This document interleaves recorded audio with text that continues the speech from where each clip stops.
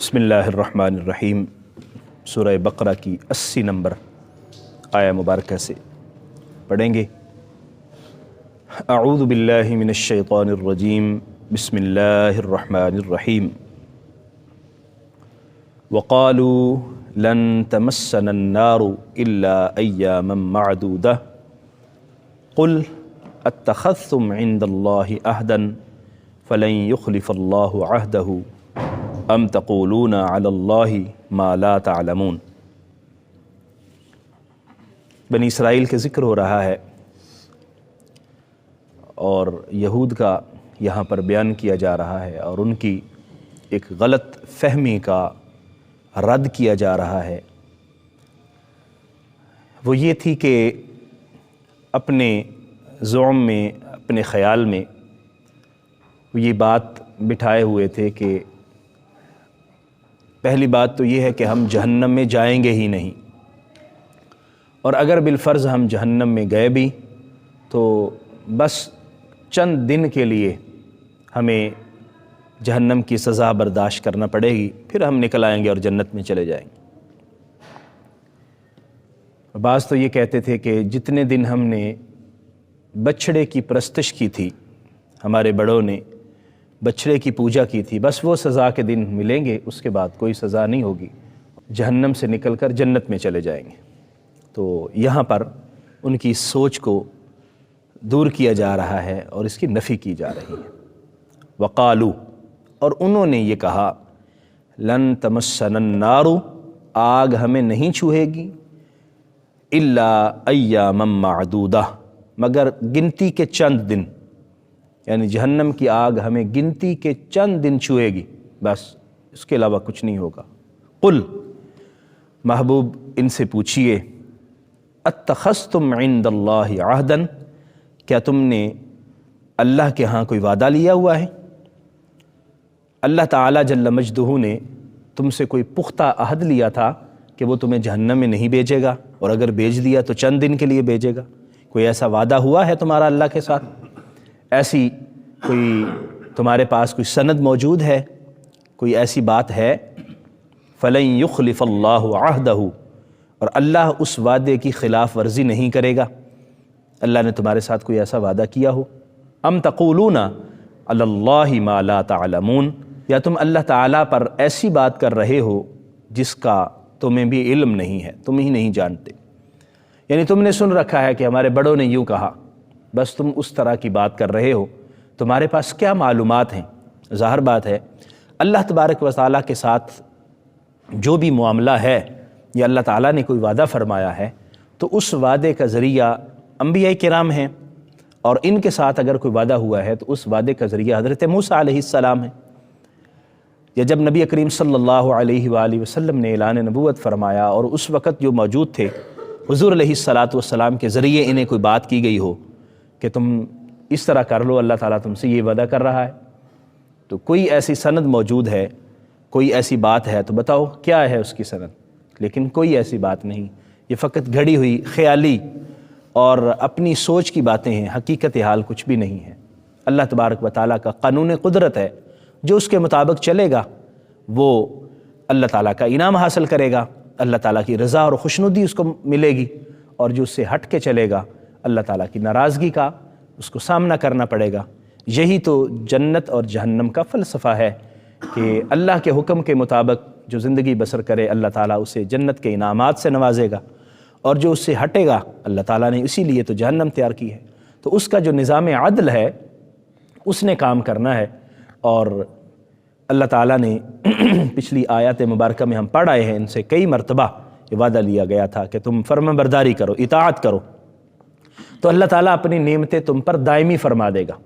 لیکن انہوں نے ہمیشہ نافرمانی کی، اور اب ایک اور جو ان کے ذہن کے اندر بات تھی اس کا بھی بیان کر کے ان کی اصلاح کی جا رہی ہے۔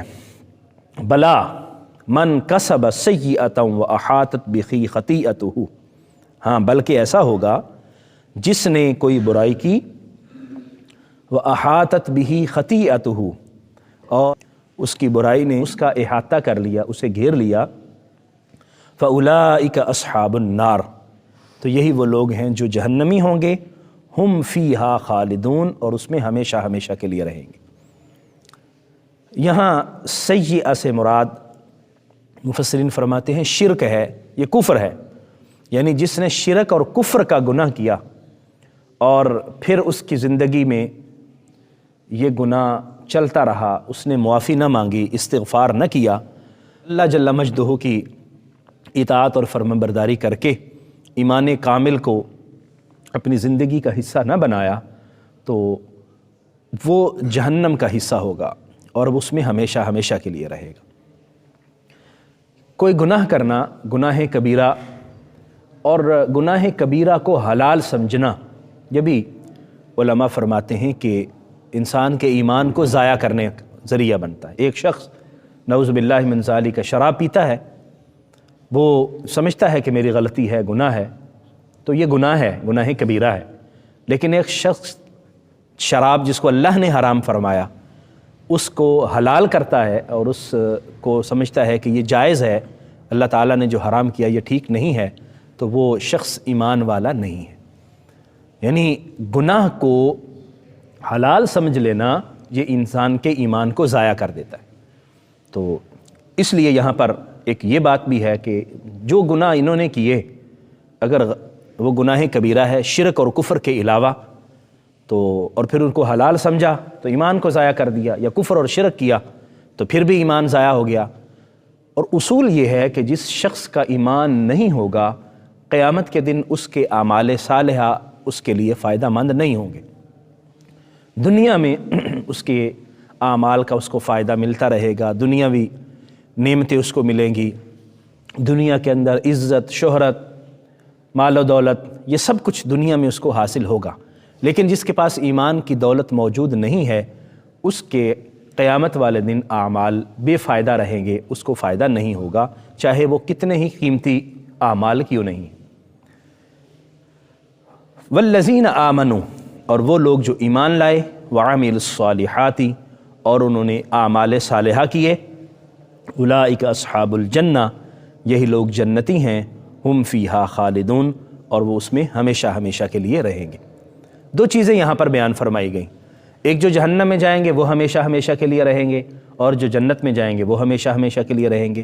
تو اس میں بنیادی بات ہمیں جو سمجھنی ہے وہ یہ ہے کہ جہنم میں ہمیشہ وہ لوگ رہیں گے جو ایمان سے خالی ہیں، ایمان ان کے پاس موجود نہیں ہے، کفر اور شرک میں مبتلا رہے، وہ ہمیشہ ہمیشہ کے لیے جہنم میں جائیں گے۔ جو ایمان سے محروم ہوئے، ایمان کی دولت ان کے پاس نہیں تھی، ہمیشہ کی سزا اور ہمیشہ کی جہنم ان کا مقدر بنیں گے۔ اور وہ لوگ جن کے پاس ایمان کی دولت موجود ہے لیکن حساب و کتاب ہوا اور وہ کامیاب نہ ہو سکے، ان کے گناہ زیادہ ہوئے، نیکیاں کم ہوئیں، اور کسی بھی طریقے سے ان کی بخشش نہ ہو سکی، تو جہنم میں جائیں گے۔ ان کو ان کے گناہوں کی سزا ملے گی، جو برے اعمال کیے ان کی سزا حاصل کر کے جہنم میں بالآخر اللہ تعالیٰ ان کو جنت عطا فرما دے گا۔ لیکن جو سزا ہے وہ جہنم میں ان کو ملے گی، وہ خالدین والے نہیں ہیں، یعنی وہ ہمیشہ جہنم میں رہنے والے نہیں ہیں۔ اور جن کے پاس ایمان کی دولت ہی نہیں ہے، ان کے متعلق جو فرمایا گیا خالدین فیہا، وہ ہمیشہ کے لیے وہاں رہیں گے۔ اور اللہ تعالیٰ جن کی بخشش فرما دے گا اپنے کرم سے، اپنے فضل سے، یا نبی رحمت صلی اللہ علیہ وسلم کی شفاعت سے، یا دیگر جن کو اللہ شفاعت کی اجازت عطا فرمائے گا، تو وہ لوگ جو سفارش کریں گے، شفاعت کریں گے، اور اللہ ان کی شفاعت کو قبول فرمائے گا تو اللہ جنت عطا فرمائے گا۔ تو جو جنت میں جائیں گے وہ ہمیشہ ہمیشہ کے لیے، جنت سے پھر کسی کو نکالا نہیں جائے گا۔